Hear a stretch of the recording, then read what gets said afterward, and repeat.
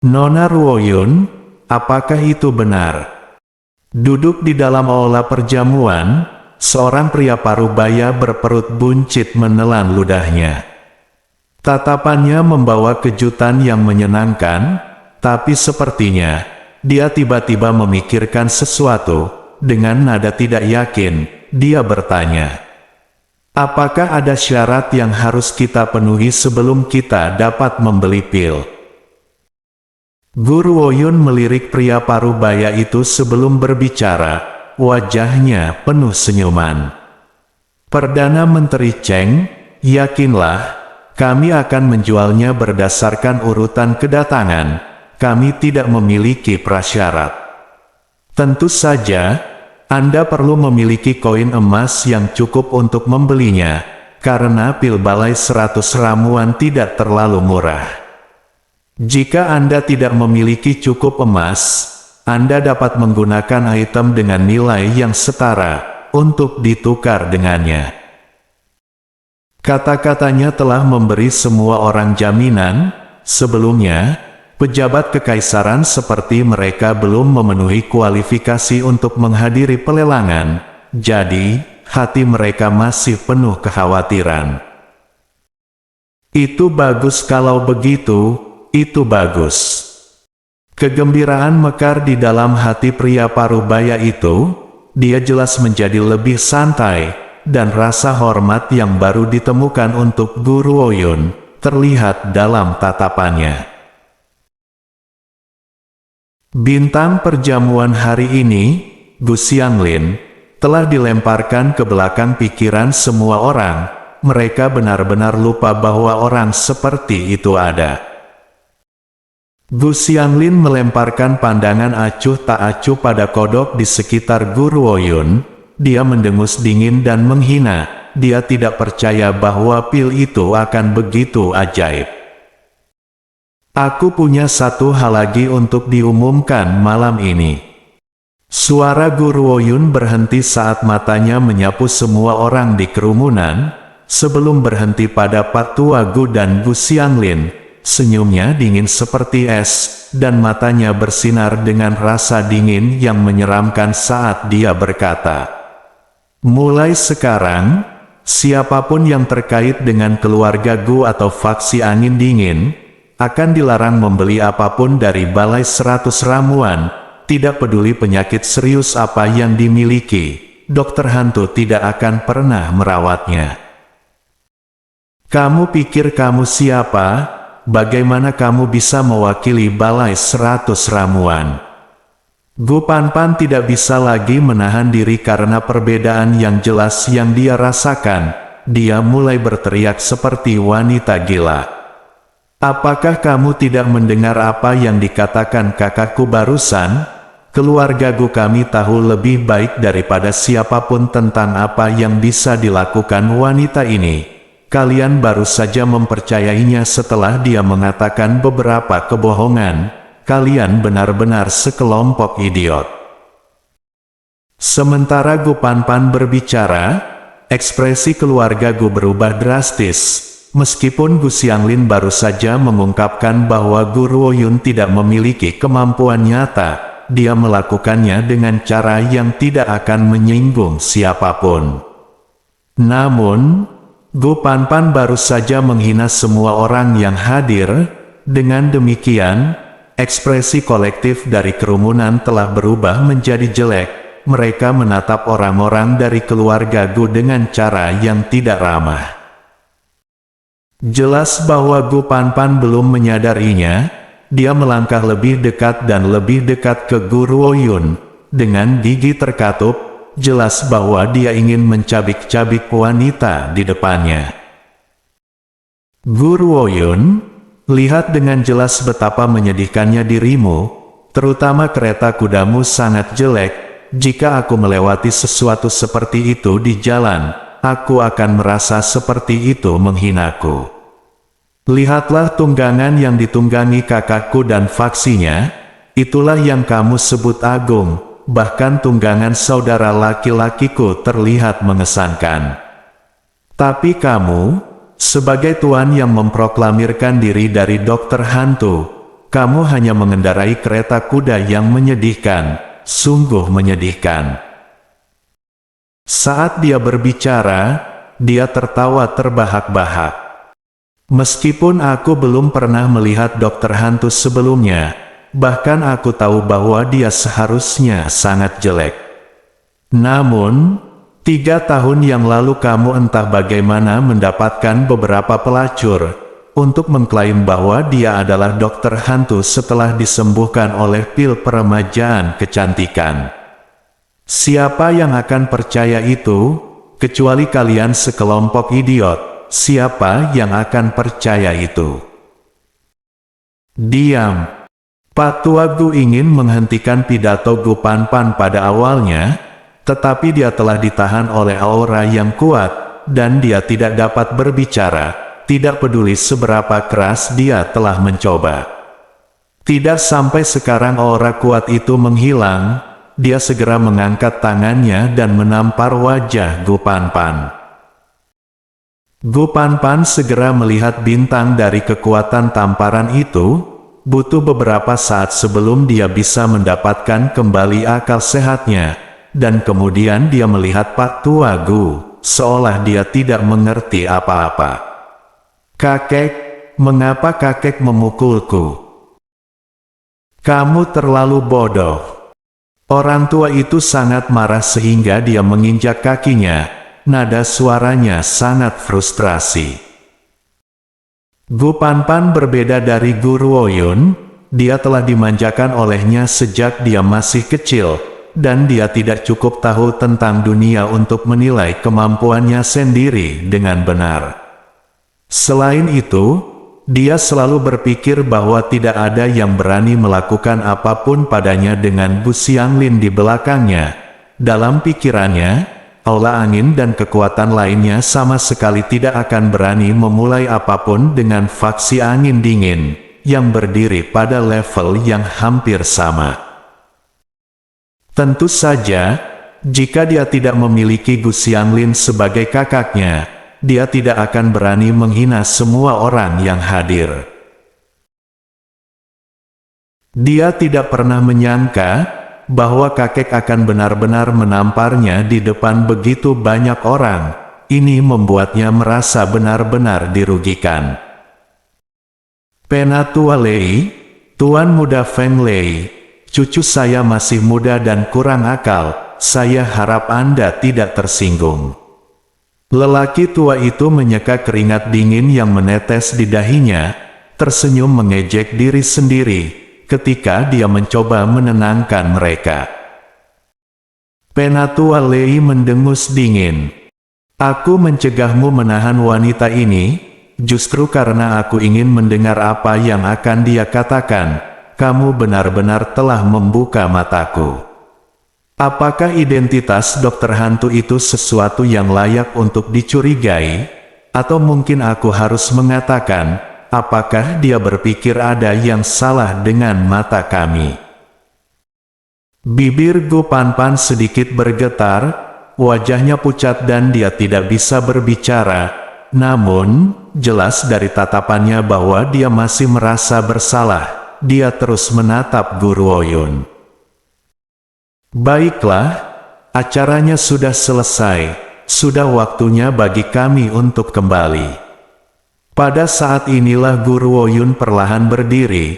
Dengan sedikit senyum, dia berkata, "Aku hanya mengambil keuntungan dari pesta penyambutan ini untuk mengumumkan 2 hal itu hari ini. Karena kita sudah selesai dengan urusan kita, saatnya untuk pergi. Wei Yi, ayo pergi." "Ya Tuan." Wei Yi berdiri dan menatap Gu Xianglin dengan menawan, sebelum tersenyum menggoda. "Tuan Muda Gu, saya ingin tahu, apakah Anda puas dengan perjamuan hari ini?" Ketika dia selesai berbicara, dia tertawa terbahak-bahak, dan mengikuti Gu Ruoyun keluar dari ruang perjamuan. Menyaksikan 2 sosok mereka menghilang di bawah sinar bulan, Gu Xianglin dengan erat mengepalkan tinjunya. Keduanya sengaja melakukannya, mereka dengan sengaja membodohinya di perjamuannya. Semuanya telah direncanakan oleh mereka. Gu Xianglin telah menebaknya dengan benar. Gu Ruoyun tidak berencana untuk mengambil nyawa mereka. Dia hanya ingin membuat masalah di perjamuan. Keluarga Gu sangat ingin mempermalukan mereka, sehingga mereka lupa, Anda menuai apa yang Anda tabur. Gu Ruoyun tidak mengharapkan penampilan Penatua Lei dan yang lainnya, tetapi setidaknya, kemunculan mereka yang tiba-tiba telah membantu mereka mencapai motif mereka yang sebenarnya. Memikirkan ekspresi wajah keluarga Gu barusan, Wei Yi merasa sangat puas. Wei Yi sudah 3 tahun. Di bawah cahaya bulan, gadis itu menghentikan langkahnya.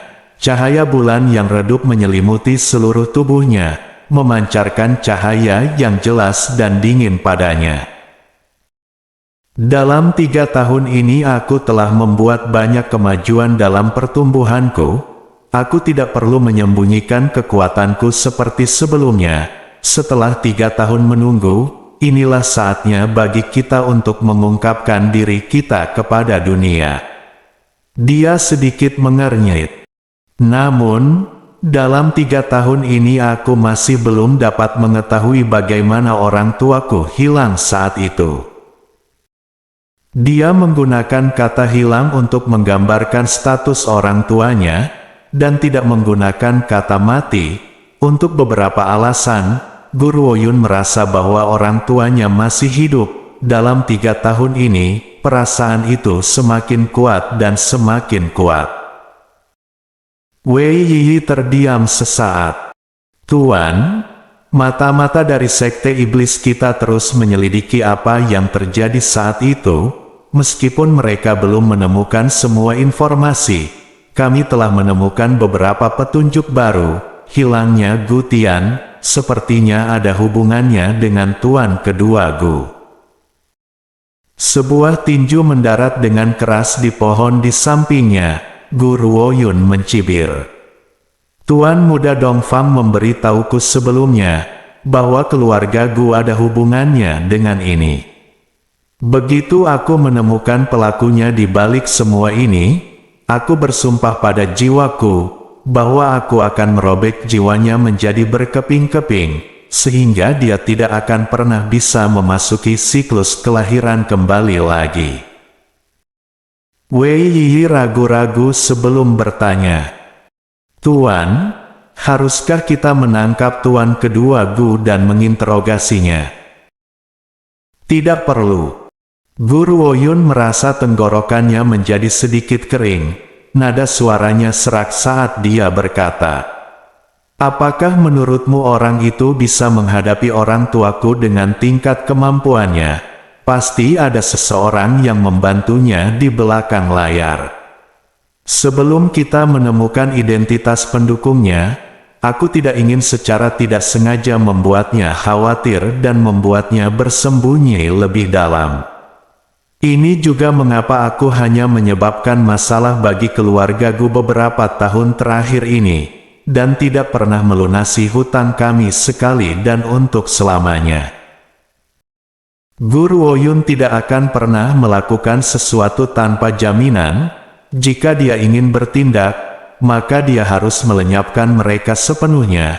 Tidak peduli apa, dia tidak akan membiarkan dirinya jatuh ke dalam bahaya. Siapa di sana?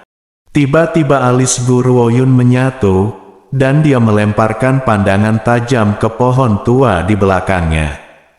Kamu tidak perlu bersembunyi lagi. Keluar, aku sudah mendeteksi keberadaanmu. Wei Yi menatap kosong untuk beberapa saat, sebelum berbalik untuk melihat ke arah tatapan Gu Ruoyun.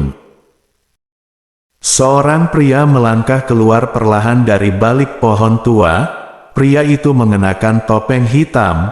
Di bawah topeng itu, mata pria itu seperti mata pemangsa di malam hari. Tidak ada yang bisa lepas dari tatapan muram itu. Namun, ketika dia melihat gadis berpakaian hijau itu, sedikit kehangatan terlihat melalui pupil matanya yang dingin, meskipun kehangatan itu menghilang hampir seketika.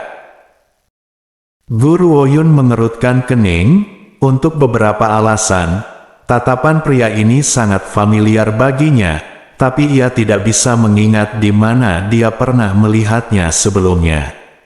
"Siapa kamu? Apa kita pernah bertemu sebelumnya?"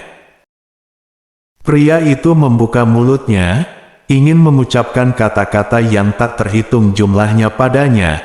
Pada akhirnya, dia masih memilih untuk menelan semuanya. Suara suram dan serak perlahan terdengar dari tenggorokannya. "Kita belum pernah bertemu."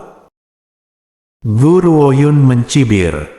"Jika kita belum pernah bertemu, lalu mengapa kamu mengikutiku?"